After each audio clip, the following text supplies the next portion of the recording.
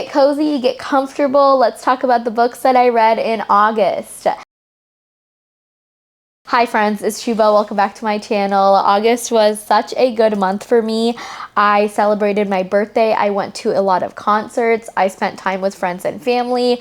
Overall, it was a eventful month, but I have to say I am really excited for late summer and I am ready for fall. In the month of August, I did read a lot of books. They're all right here. I read 11 books total and I ended up DNFing 2 books, and we'll talk about if they're soft or hard DNFs when we get to them.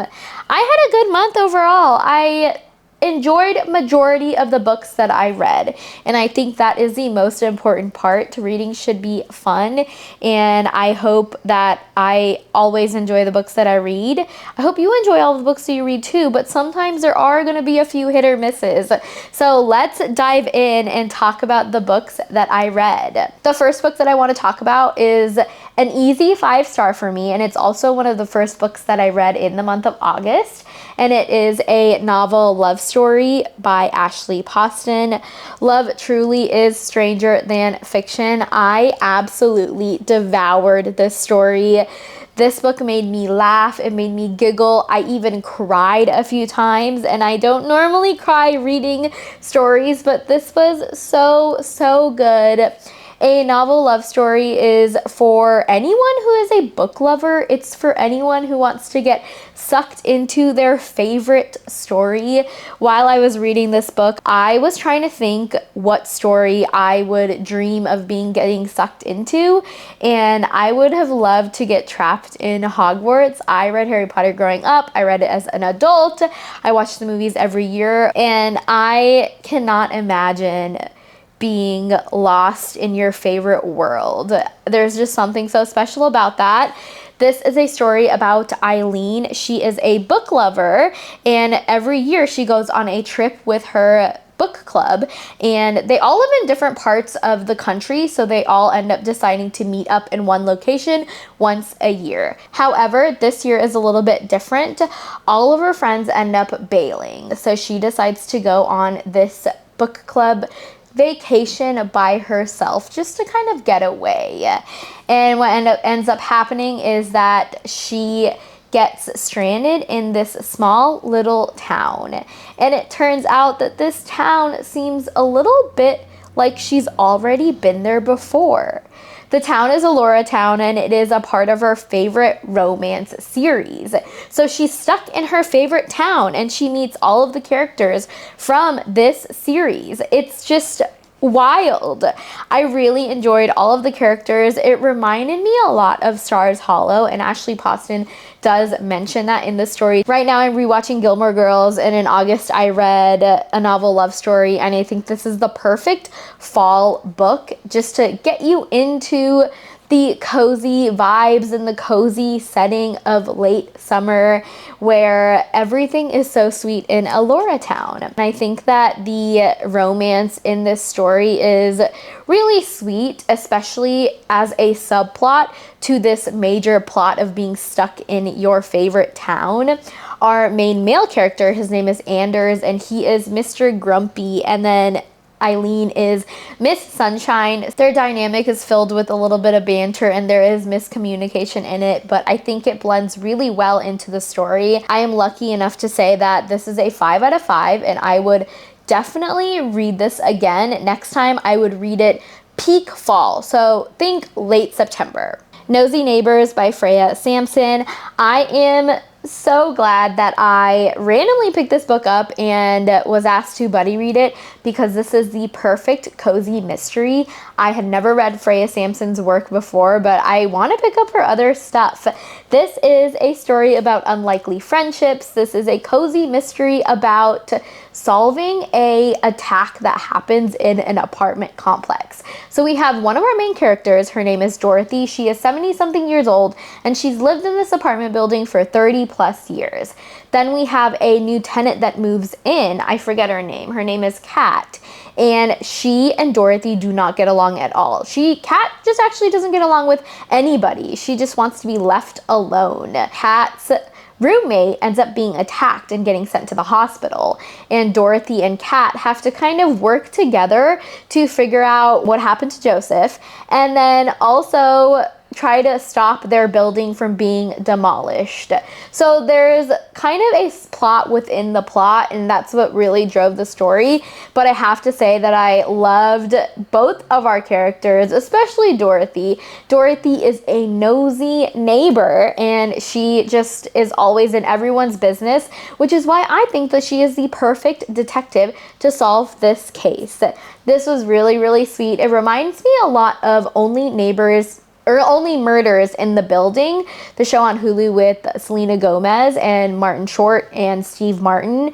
Such a cozy mystery, and I highly recommend this story. This will just keep you smiling. It's emotional, but it's also just such a lovely book. House of Deceit by N.E. Butcher. This is by a local Kansas City author, which is one of the reasons why I picked it up, and I should have read this sooner because I love reality TV. I recently watched Love Island USA season 6. I'm not going to talk too much about this since I do have a reading vlog that I filmed this month that you can watch up here, but this is a story about our main character. Her name is Charlie Price. She loves watching the show House of Deceit. She ends up applying to be on the show and gets selected. So now she has to kind of compete in these different activities and competitions to win a hefty prize, which is cash. So we have Charlie's point of view, and then we also have Alex, and he is a wrangler for the show. This book was really fun. I think that it was the perfect book to kind of just start off the month with and just read through. It was a good time, and that's all I will say about it since I do have a vlog. A good time. You should read it. If you love reality TV, you should read it. Summer's End by Juneau Black. This is the 5th book in the Shady Hollows mystery series. Another cozy mystery that I had always been intrigued of, but never actually picked it up. I was gifted this copy by Vintage Books, and I probably wouldn't have read this series if I wasn't gifted the copy, and I'm so glad that I did. This is a story about our main character. Her name is Vera Vixen. She is a reporter. She ends up agreeing to chaperone the school field trip to Summer's End. Summer's End is where there is this really historical and important tomb, and the students are going there to kind of learn more about it and just experience it, especially during this really important period of Summer's End, where summer is ending, the beginning of the fall equinox, and yada yada yada. Also, this is a story where all of the characters are animals, so it's really fun in that regard. I really liked this story. It was an easy read. I honestly didn't know what was coming. This is considered kind of a cozy, dark academia, and there are archaeological ruins and artifacts that take place in this story as well. So I think that everything kind of came together and blended really well with it. If you like cozy mysteries, then this would be perfect for you. I also think that this is a really good fall read as well. Unbound by Christy Healy. I go in depth with this book in that same video where I talk about House of Deceit. It is my what I realistically read in a week vlog. This was interesting. This is by a debut author. I've never read any of her works before because this is her first piece of work, of course. This is a Beauty and the Beast retelling, but there's a lot of Irish mythology and folklore added to it. So our main female character, her name is Rosalind, and she is actually the Beast.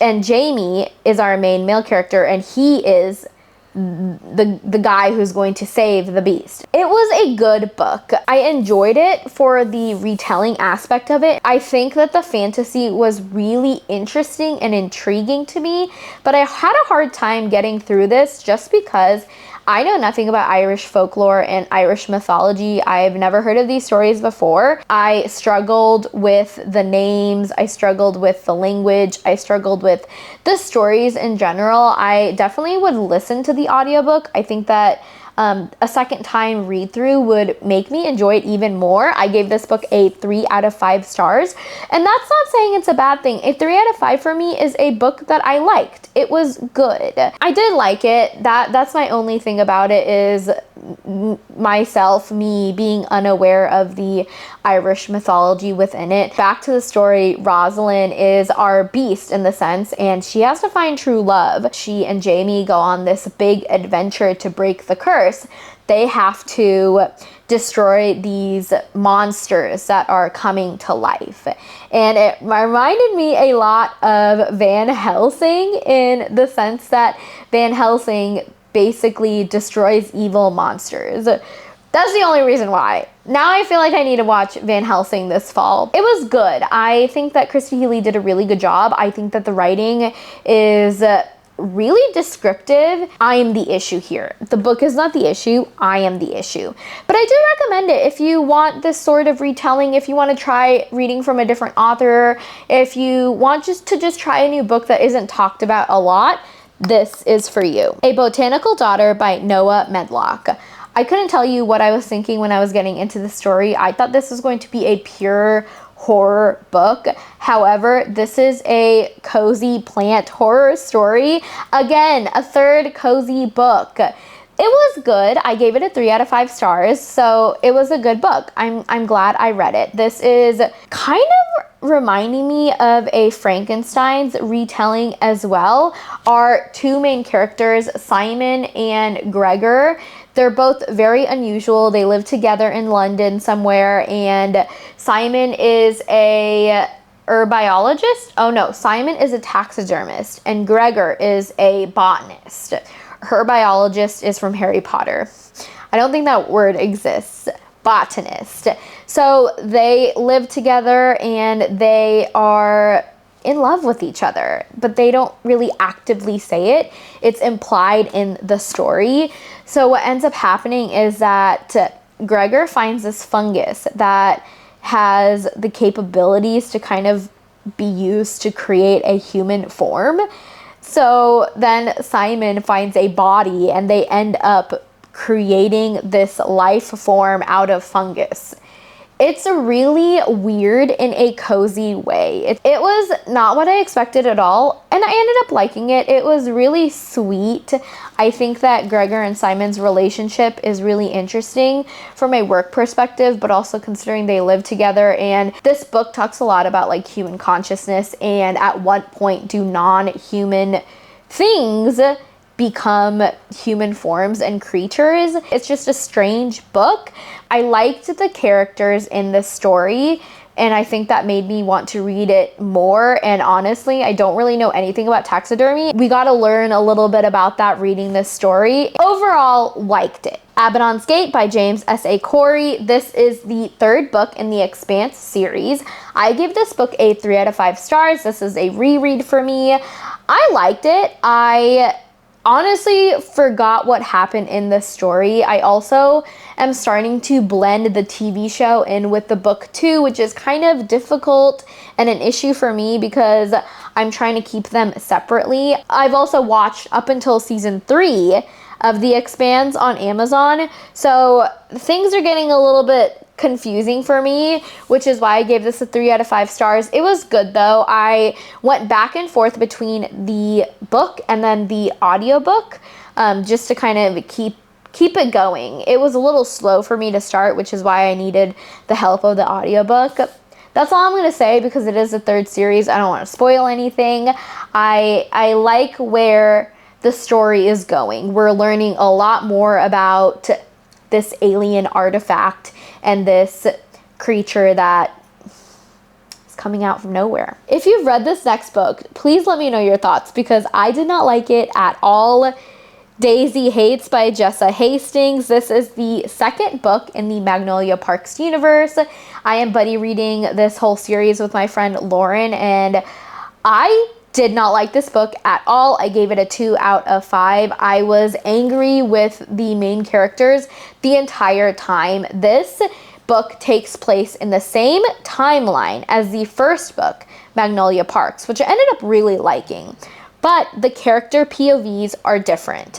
In this book, we get the point of view of Daisy Haites, who is Julian's younger sister, and then we also get Christian Hems's point of view, and he is the best friends of Magnolia and BJ and that friend group. So we kind of get their point of views because they're talked about in the first book. Daisy made me so angry. She is so young and immature and just not thinking like an adult, which I think that made me really angry. And then Christian Hems, on the other hand, he made me really angry because he was just feeling sorry for himself the entire time, and I could not handle it. He was just being a jerk to everyone around him, and I couldn't stand it anymore. I mean, I love drama, but clearly this drama just made me angry. So I'm gonna leave it at that because I don't want to spoil anything for people, because I know this is a really popular series. I didn't like it. I'm really excited to get back into the third book, which is Magnolia and BJ's point of view, because I liked that storyline a lot better. I read 3 audiobooks in August, and the first one was Better Than the Movies by Lynn Painter. This was a really fun YA romance. I listened to the audiobook of this, and I'm really glad that I did, because it was the perfect book to multitask with.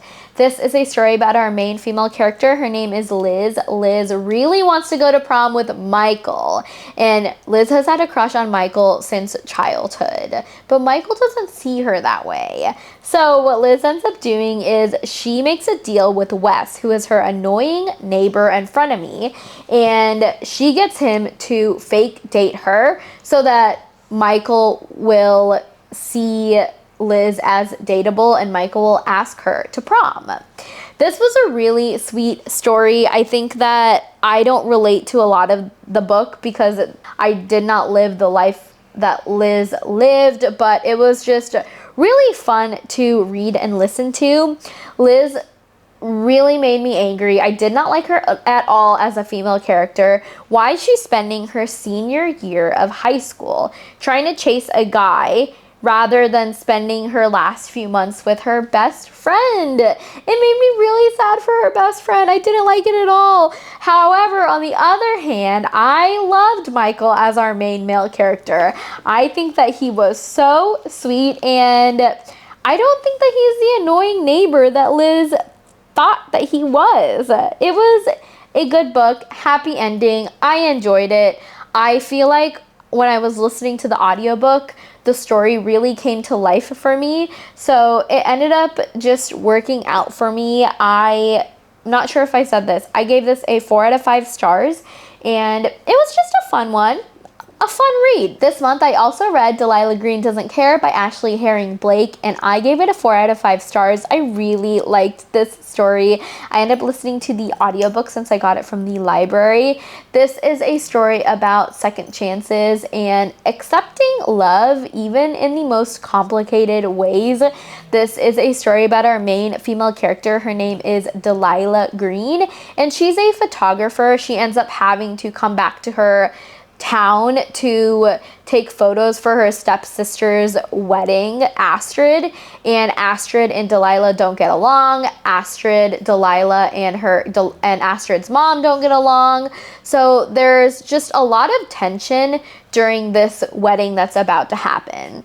Astrid has 2 best friends, one of them being Claire, and Claire is going through her own issues. So the story is really about Claire and Delilah and how they grew up together, but then they haven't seen each other in so long, and they come back just being different people, but the perfect puzzle pieces to their stories.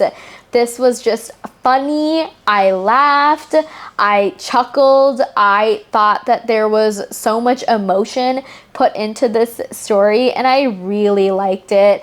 I really like Ashley Herring Blake's writing style. It is compelling. Her stories don't just say, but they make you feel, as most stories should. I think I'm going to listen to the second book when I get a chance, and hopefully the third. I know that there are 3 books in this series so far, so I really enjoyed it. It was really good. I highly recommend if you're looking for a fun, emotional, heartfelt, queer rom-com. The last book that I read that I want to talk about before I get into the DNFs is Icebreaker by Hannah Grace. This is the first book in the Maple Hills series. I have to say, I enjoyed it for someone who doesn't really know anything about hockey or ice skating. This story is about Anastasia. She is an ice skater who is trying to get into the Olympics. She's in college. And then we have our main male character. His name is Nate. Nate is a hockey player on the team.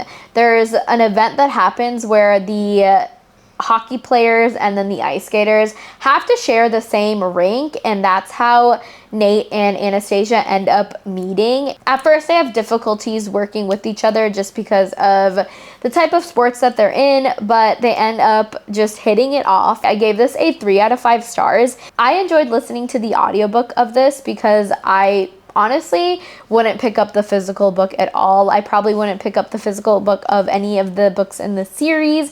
So I had a fun time. I thought this was a great palate cleanser, even though there are a few difficult trigger warnings of eating disorders and mental illness and trauma. So really check your trigger warnings before you plan on reading this. It's a little bit heavy, but also it was just a spicy sports romance, which I liked as well. I can't really tell you much about the story because I don't really remember it. And that's okay. I went into it wanting that. That's what I wanted out of this story. I really wanted a rom-com audiobook that I can listen to when I'm doing my chores, when I'm driving to work, when I can listen to at work. Just an easy romance book that I could still have fun while multitasking. And I think that this was perfect. This series is a series that I'm going to continue listening to just because it's just easy for me to do. I have 2 books that I ended up DNFing. The first one being House of Desire. This is by N.E. Butcher and the sequel to House of Deceit, which I really liked. I was really excited to read the sequel, House of Desire, because it is following one of the characters from the first book that I really liked. However, I didn't like the storyline at all, and it happened to be that the ebook that I received as an ARC from the author stopped working for me. I'm not sure what happened, but I couldn't move past like 54%. So I took it as a sign to just stop reading it. The second book, House of Desire, it's more of like The Bachelor reality TV show, and I've never watched The Bachelor before. I don't really like The Bachelor, so if you do watch The Bachelor, maybe you'll like it. I just happened to DNF it on accident, and I'm not gonna read it and continue the story. It's fine. I love the first one though. The first one was really fun. I'm really conflicted to talk about the second book that I ended up DNFing. It is Blue Sisters by Coco Mellors. I received the ARC from NetGalley a few months ago, and I wanted to read it before the book comes out because it comes out September 9th, sometime around there, sometime in September. So I wanted to get my thoughts to you all. I can't necessarily give you a review since I didn't finish it, but I would like to say that I soft DNF'd it because this is not a story that I want to read at this time. It is a very emotional and hard story with a lot of trigger warnings. This is a story about these sisters, and one of them passes away. So it's about the 3 sisters and how they deal with addiction, how they deal with grief, and how they eventually come together because of the death of their 3rd sister. It's really sad and really hard, and honestly not something that I wanted to read in my birthday month, and not something that I wanted to transition to into the fall. I say that I'm soft DNFing it because I might continue with it. I got 50% of the way through, and then I just decided that I'm not putting in the effort that I think that it deserved. I enjoyed Cleopatra and Frankenstein, and sometimes the books shouldn't be rushed through. I am taking a step back and I am acknowledging that I need to slow down a bit. So I'm taking a pause with Blue Sisters by Coco Mellors, and hopefully maybe I'll come back to it. Maybe I won't, and that's okay too. But for now, I am choosing not to finish it, so I will not be giving a review of it. Those are all of the books that I read, I listened to, and I DNF'd in the month of August. I hope you enjoyed this video. Thank you so much for watching. Happy late summer, happy fall weather. I hope you all have a great day, and I will see you in another video. Bye.